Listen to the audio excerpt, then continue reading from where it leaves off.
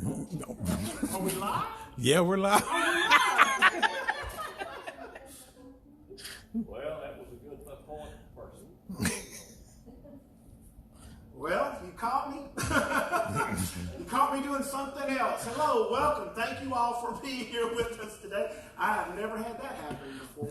So, anyway, I want to thank all you folks for being here today here in our sanctuary in person. I want to thank all of you who are joining us now at this time on our Facebook page here live. So, and thanks to Jerry for the heads up.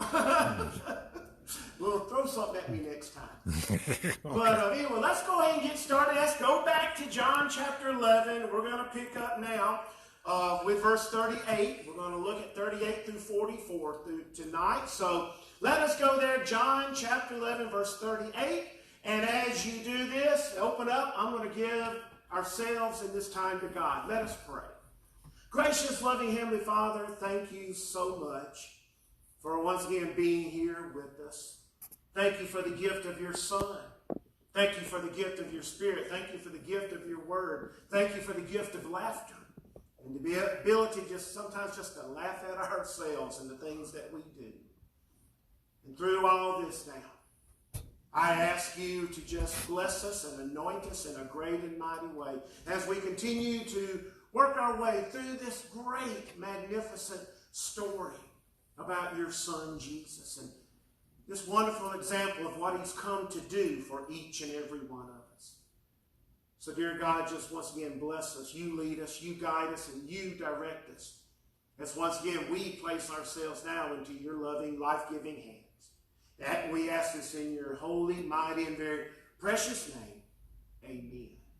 All right, now those of you who were with us last week, you know that we finished up in verses 33 and 34, looking at that verse, how Jesus was greatly disturbed in spirit and deeply moved or deeply troubled. And we talked about how actually it should be interpreted, translated, the first part, a stern warning, and how the second part should be looked at how Jesus troubled himself, and that a more accurate reading of that verse is that Jesus was sternly troubled or sternly moved within his spirit. And the reason why is because, once again, what he was doing here, that's the miracle that breaks the camel's back. This is what starts the plan, putting everything together to get him to the cross. And then we finished up with the great verse in 35, how Jesus wept. And we talked about how, yes, Jesus, he has great compassion for the pain and agony, the loss that Martha and Mary feels, but he also has grief for himself. He knows the consequences, and maybe they're weighing down completely upon him. But as we see, Jesus, even though he knows what now waits, he is sternly ordering himself, okay, to follow through with God's plan of salvation. So here we go now, as we pick up with this and look at verse 38. Then Jesus, again greatly disturbed, came to the tomb. It was a cave, and a stone was lying against it. Jesus said, "Take away the stone." Martha, the sister of the dead man, said to him, "Lord, already there is a stench because he has been dead 4 days." Jesus said to her, "Did I not tell you that if you believed, you would see the glory of God?" So they took away the stone.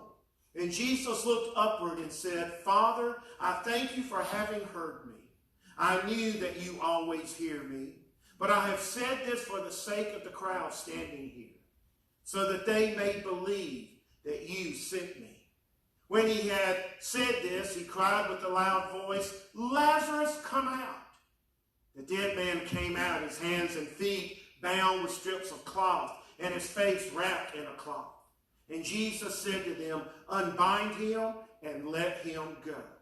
All right, so now as we get in this, there in verse 38, we now find ourselves at the last scene of the story, okay? There, then Jesus, again greatly disturbed, came to the tomb.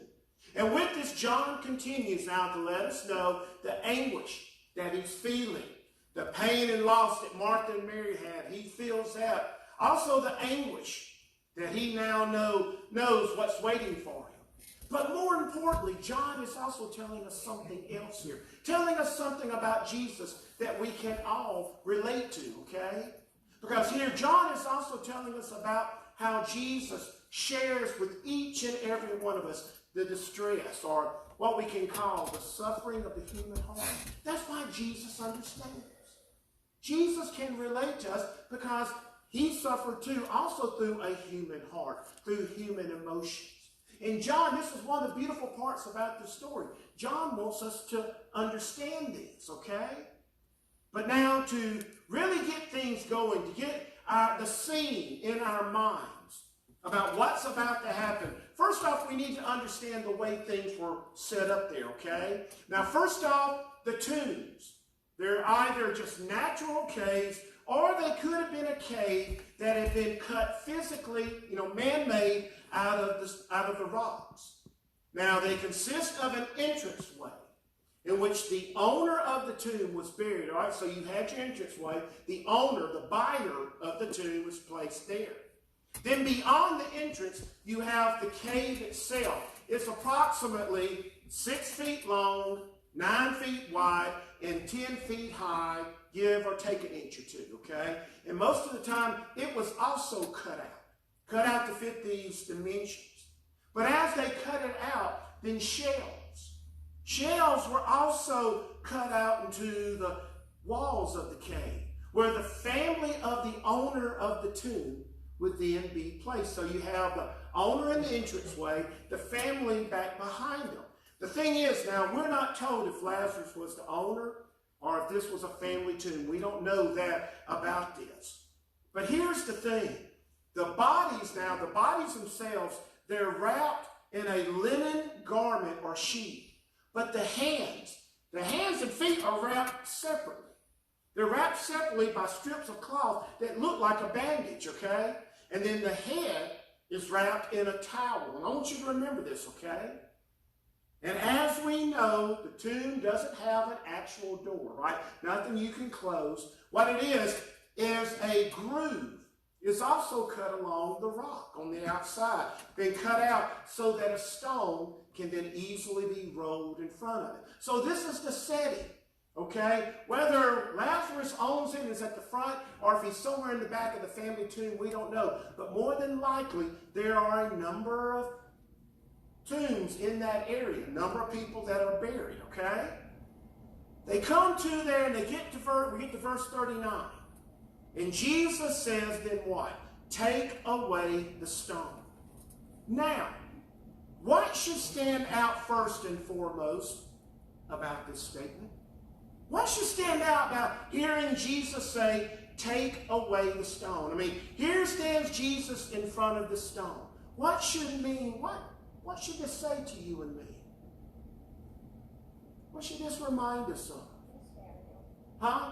Okay, his burial. That's a good way. I hadn't thought about that. But it can remind us of his burial.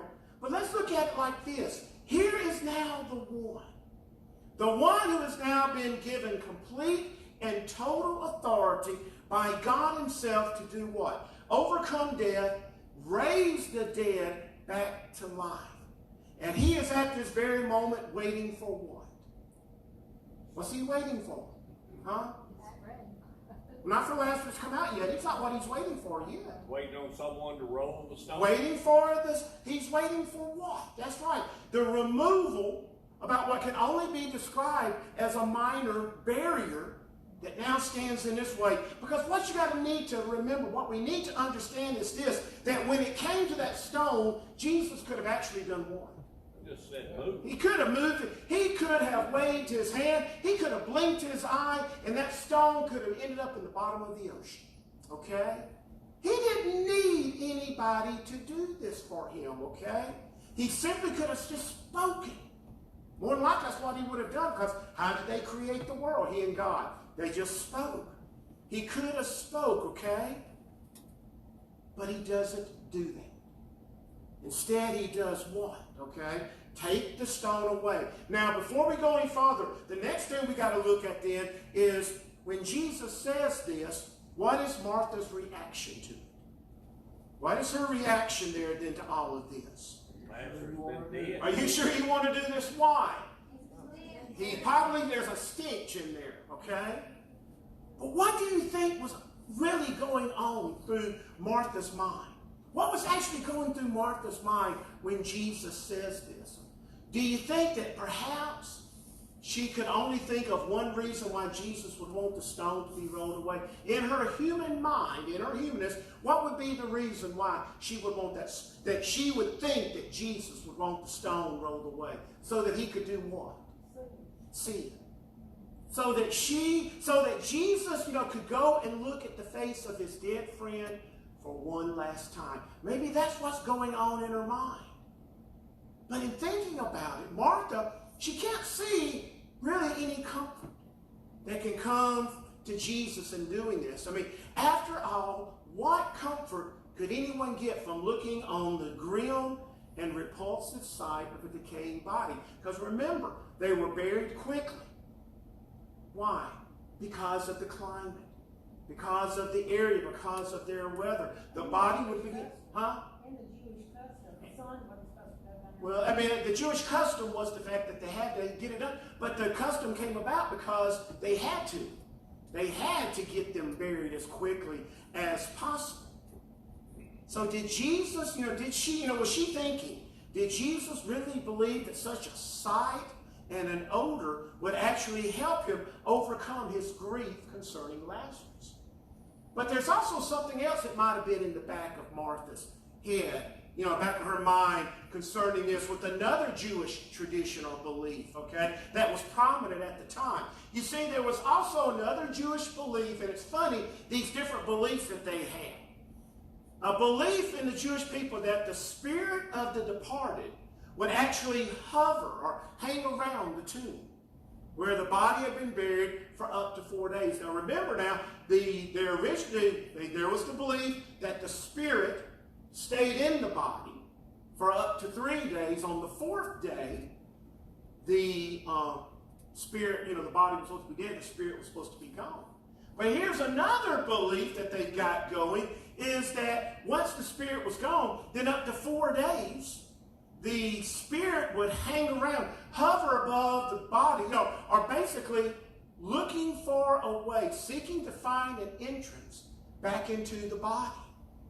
But the belief was this, that after 4 days, the person's spirit would finally give up and leave because the face of the body was so now decayed that they could no longer recognize themselves. Maybe that's what she is also thinking, that he's going to be so decayed, you won't even recognize him, Jesus. So maybe this is why Martha points out how Lazarus has been there for 4 days. He is dead. His spirit won't even recognize him now. Maybe this is it, along with the fact that she does truly believe he's dead, because she still is not at the point where she has 100% true belief in Jesus when it comes to death and life. She still hasn't connected the dots with Jesus, okay? But as we look at this, then look at verses 40 and 41. Now there in verse 40. So what is Jesus' response then to Martha? What's his response to her there in verse 40? What does he say to her? Did I not what? Did I not tell you that you would see the glory of God? Okay. If you what? If you believe. That's the key part. Did I not tell you that if you believed, you would see the glory of God? Now with this statement, so what is Jesus actually now calling upon Martha and Mary to do? What's he actually calling upon them to do with this? Is at this point, Jesus now needs Martha and Mary to do what? Okay, believe in him. But to actually do more than just believe in him, they need to make a what? They've got to make a choice. He's wanting them to make a choice. Jesus wants them to make the choice to believe in him. You see, Jesus wanted them to now make the choice to trust in him, to believe in him, so that within all that's about to happen to their brother, that they would what? They would not just see the glory of God, but they would actually be a what? They'd also witness. be a witness to it. They'd also be a part of it. Huh? They're going to be right in the middle of it all, in the midst of it all. That's right. And so the thing is, in verse 41, so what is the choice that Martha and Mary make? What choice do they make in verse 41? They took away the stone. They took away the stone, which means what?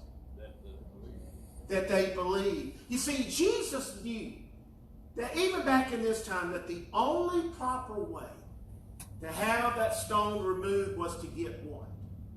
Get them to believe in him. Get them to believe, and in getting them to believe, then they would give him what? Their permission. He also knew that he couldn't just do this to the family. He needed, yes, them to believe, and in believing, he needed their permission to move that stone. And so with this, we now know that Martha and Mary have made the choice to truly believe in Jesus. And the sisters now believe, as a result, they will see in the, be a part. They're going to be in the midst, right in the middle of the glory of God. The thing is, how many times has Jesus or God wanted to roll a stone out of our way and we wouldn't give him permission? How many stones has God wanted to remove from our life, but we said, no, I want to hang on to that stone. I don't really still truly believe.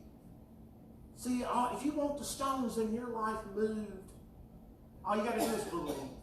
But you got to trust him. But you've also got to say, yes, Jesus, do it. Give him permission to also do this with your life. And he will remove all the stones, okay? Now, it's at this point, for all of us who know the story, our next move is to always go where? We want to go directly to the moment that what happens. When you're in the story and they're like, the stone was rolled away, we instantly think about what words or what event? Yeah, Jesus, going, calling out for Lazarus to come out of the tomb. But the truth is, to do this becomes a big mistake on our part. We don't need to just skip to that part. See, to go directly to Jesus calling out Lazarus, then it causes us to miss out on one of the biggest and most crucial moments in the story. What is the biggest, most crucial, important moment of this story? Belief in Jesus. Okay, belief in Jesus, but Jesus actually doing what? Praying. Talking to God. That's the crucial part of it all. We hear, roll the stone away. They allowed the stone to be moved, and we instantly think, Lazarus, come out. But this prayer is something that we should not miss. This is really the crucial moment in all of this, is that prayer. We end up missing the prayer. So look at the last part of verse 41, and let's go into verse 42. Okay? Now, as Jesus looks upward to God, notice that, looks up, he prays this beautiful, powerful prayer. Father, I thank you for having heard me. I knew that you always hear me, but I have said this for the sake of the crowd standing here, so that they may believe that you sent me. Now, I know you've got different versions in your Bibles and stuff, but that's the gist of it all. Thank you for having heard me. I did all this so that they would know that you sent me. Now, what is it that makes this prayer not only beautiful and powerful, but also very important? Why does this make it a prayer that we do not need to miss, okay? Well, one of the biggest mistakes that a person can make when it comes to the divinity of Jesus is what? What do you think the biggest mistake that some people, not everybody, not all people who believe, but there are people out there, fellow Christians, that sometimes their biggest mistake when it comes to the divinity of Jesus is what, do you think? They just don't believe. Well, they still just don't believe, okay? But there's something else that they do believe. They make a mistake in a specific belief concerning Jesus, concerning his divinity. You see, there are some that believe that everything that Jesus did when he was here on earth, especially when it came to all the miracles he did, was done how? That they were actually done what? Through the Father. Huh? Well, no, that's the way it was. That's what Jesus, but there are some people that don't believe that. You see, there are some out there who believe that it was all done completely independent from God. There are people that believe that. That when it comes to his divinity, that all the miracles he did, they're all done completely independent from God and only done by how? His own power. Now, we know that's not true. But there are actually beliefs that teach that. Just like the teaching, there's a teaching out there that says we actually need to sin. That we need to sin because the more you sin, the more grace, mercy, and forgiveness you get in your life. So go ahead and sin. It's a good thing. But you see, we don't believe that because the truth is, the more you end up sinning, the less appreciative you are of the forgiveness. You get more concentrated on the sinning than you do the forgiveness. And so our teaching is, do not sin. Live in the forgiveness. If you do sin, if you make a mistake, forgiveness is there to ask for, but don't go doing it deliberately. There are some people that do that. Well, there are some people that will tell you that Jesus did everything by his own power. But the question becomes, why should we not see Jesus this way? Why should we not see Jesus as completely independent from God, doing the things on his own power? Okay, first off, well, that limits Jesus, okay. It's the Trinity. Huh? It's part of the Trinity. He's part of the Trinity. But it also creates a what? You're right, it limits Jesus, it breaks up the Trinity, and it ends up creating what? A separation from him and God, or basically what? Two different gods. And you've got two different gods, what could end up happening? Well, you got conflict. You got conflict. That's right. That's exactly what I'm looking for. They can end up fighting against each other. Instead of, they're working against each other. Or they're trying to take credit for everything. I mean, I think about the Roman gods and the Jew and the Greek gods, all of that mythology. The biggest thing in all the Roman and Greek mythology was the gods always fighting each other because they were jealous of each other. That's what would happen here. That's why we don't need to see this. The thing is, this is the last thing that Jesus wants us to believe. You see, John in his gospel has always made sure to give us the true biblical, and we can call it the theological portrait of Jesus. That Jesus himself always wants us to have concerning his relationship with God. That Jesus has always been and will always be what?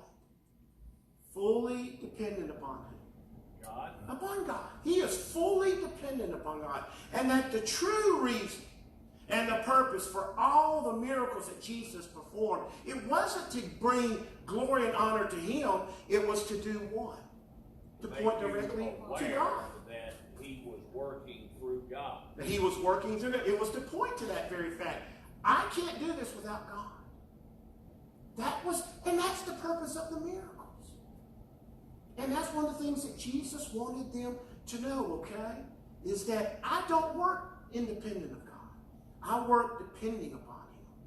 You see, Jesus in the prayer is once again then letting us know this great truth that, so powerfully does the Father work through Jesus. And so brightly does the glory of the Father shine through Jesus. And so completely is the Father's will accomplished through Jesus. And all this is done within Jesus' life. And it shows us what? That there's no doubt that Jesus and the Father have always and will always function as one. But more importantly, that in functioning as one, it shows us also one. When it comes to Jesus and the Father, Jesus the God, they also, not only do this, he depend upon him. Not only are they one, but they also share what other feature? And you might be thinking power. Yeah, that's true. There's that power that comes. But there's also something even greater than the power. Divine relationship. The divine relationship. There's the divine relationship. And if they're related, okay, think about mine and Sandy's son, Trey. There are certain things about me that are with him that you can find. There are certain things about Sandy that you can see in him. But the bottom line is, he's what? We share the same nature. There's that natural connection. Jesus and God not only, depend upon each other, they share that same nature of love, grace, mercy, and forgiveness. As God loves, so does Jesus love. As God forgives, so does Jesus forgive. It's in the nature that they share.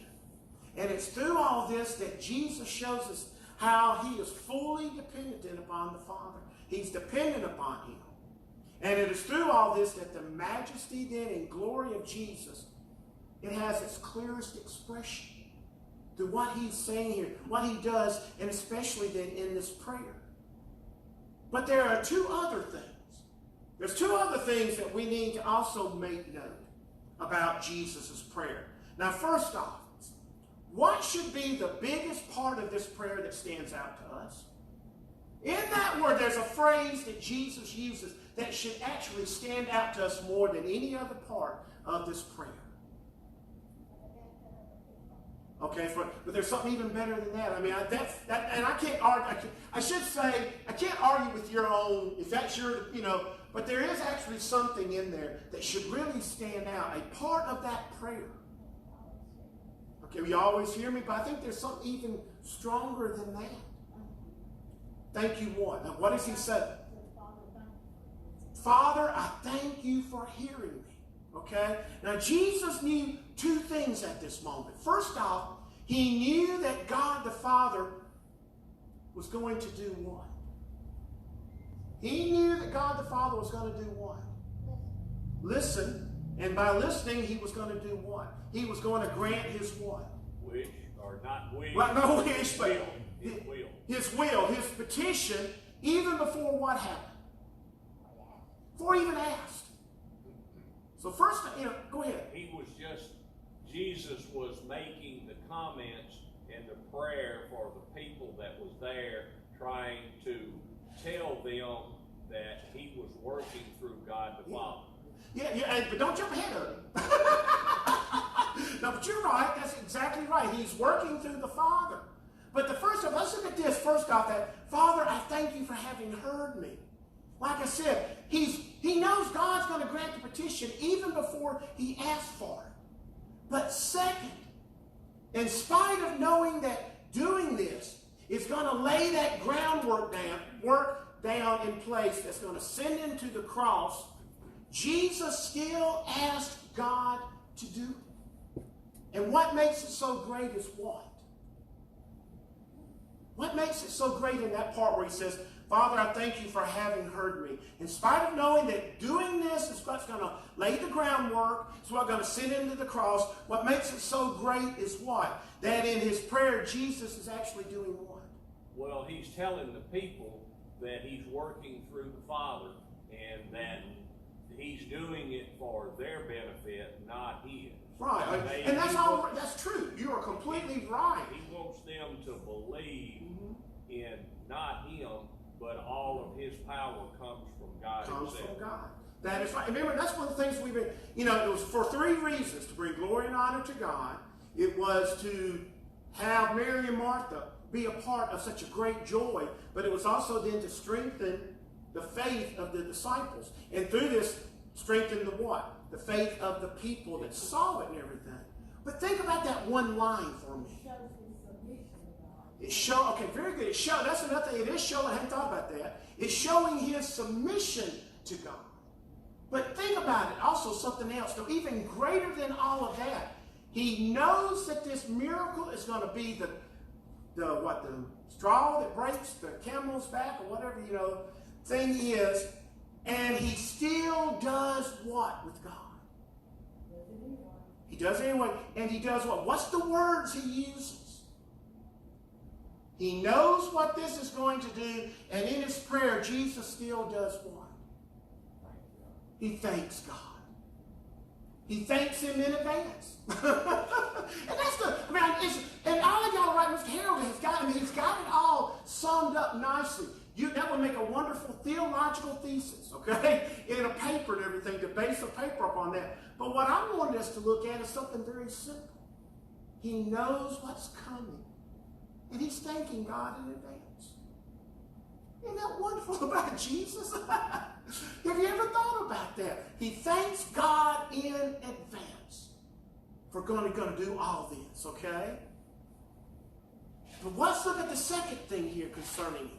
Now, even though John doesn't tell us directly, it's believed then that Jesus, though, he prays this prayer how? Huh? Out loud. Okay, out loud. So that, he wants people to hear. Okay, so first off, Jesus wanted the crowd to hear that, once again, Mr. Harold, he's doing what? He's giving glory and honor to God so that he can show them what? What? That he is doing what? To happen. And that God, that there's life after death. That there's life after death. But like what you were talking about earlier, that he is dependent upon God and that he is working through God. And he wants the crowd to hear this. He's telling them this. So he's giving all the glory and honor to God. He's working through God, but what's about to happen? But this is the second thing, and I'm going to be honest with you. I thought about this. None of my books, none of my scholars that I read, my references, said this. This is something that God laid on my own. Okay? This is my own personal belief in this. But praying this out loud then, who would have been the one person that Jesus really wanted to hear this prayer? Who would have been the one person, the one being that Jesus would really want to hear this prayer? The devil. Remember what I'm always saying? The devil can't read our minds. The devil only knows what you're thinking if you say it out loud. That's why I'm always saying, pray out loud. Let the devil know what you're praying about, okay? Pray out loud. Let the devil hear it. You see, he prayed out loud not just so the crowd could hear, but he wanted to make sure that the devil heard it also. He's letting the devil know that he's ready to do what? That he's ready to go where?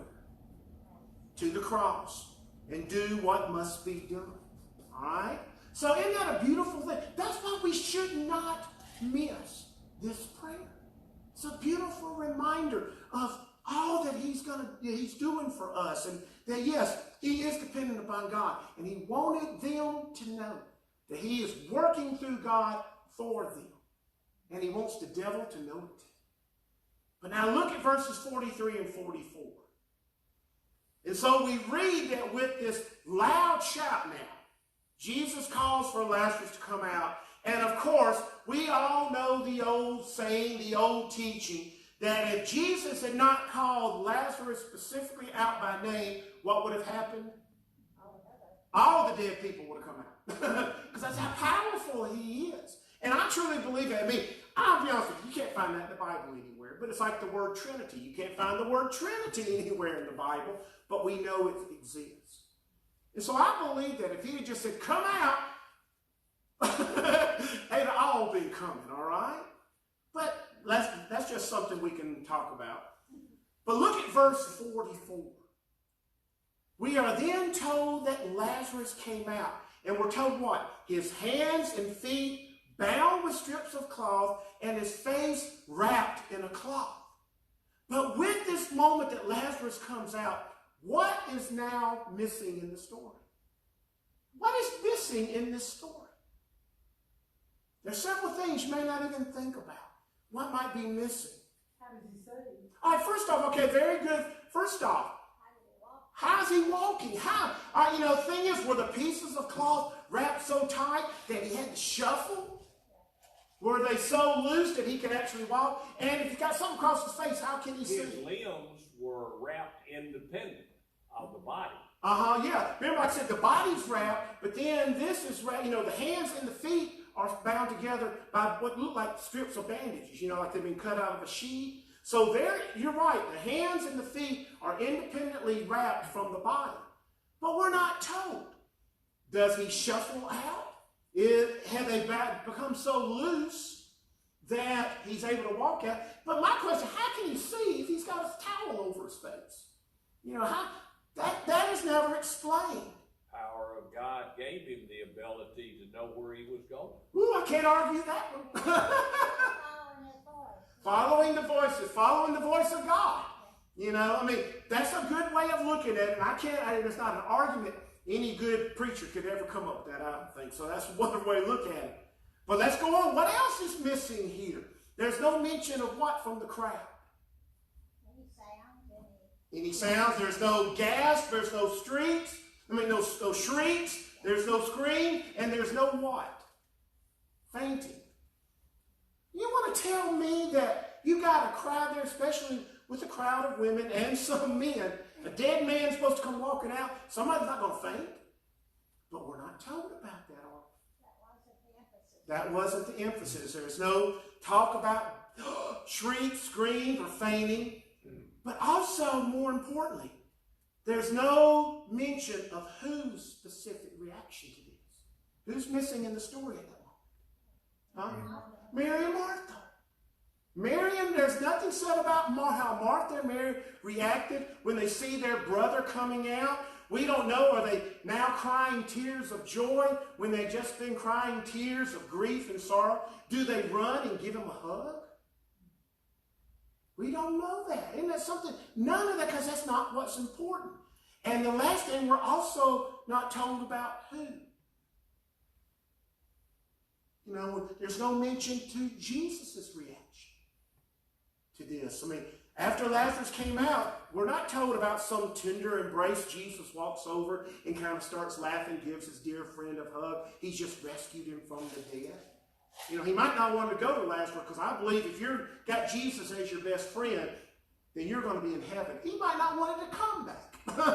Most likely he didn't want to come back. He might have been thinking, I don't know if I want to be Lazarus right now. He might be a little upset with me for bringing him back from heaven. But the bottom line is, we're not told him. That's not the emphasis. What's the emphasis to the story? That God can raise you from Okay, well, that God can raise you from the dead. But I should say this a little differently. I'm sorry, Mr. Harold. You're right. That's the correct answer.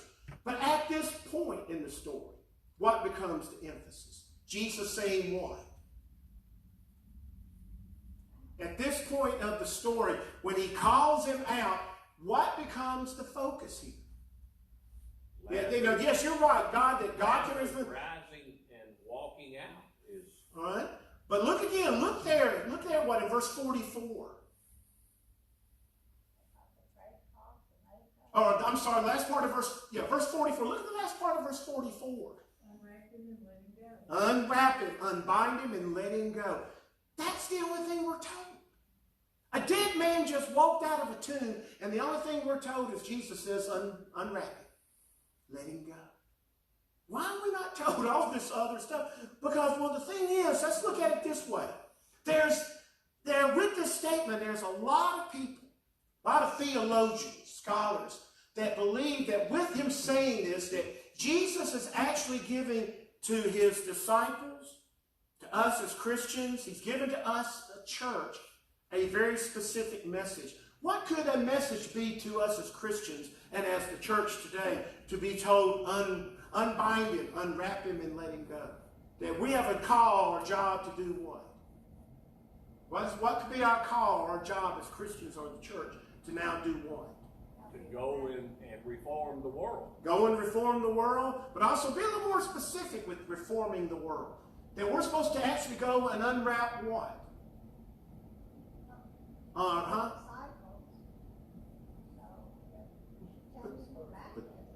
Huh? Yeah, that our job is to go to those who are lost, dead in the bondage of their sins, and set them free. You're right. However you said it, what the redemption of the world, but I want to be a little more specific in it. Some will say that this is our call. This is our job as the church. Our number one thing is to go forth, find those who are lost, dead in their sins, wrapped in the bondage of their sins. Our job is to take them to Jesus so that they can be set free, all right? And this could possibly be true. You know, I understand that. But what do you think, though, would be a more acceptable reason to Jesus just being the only thing that John records. And the thing is, there had to have been some screams. There had to be somebody that fainted.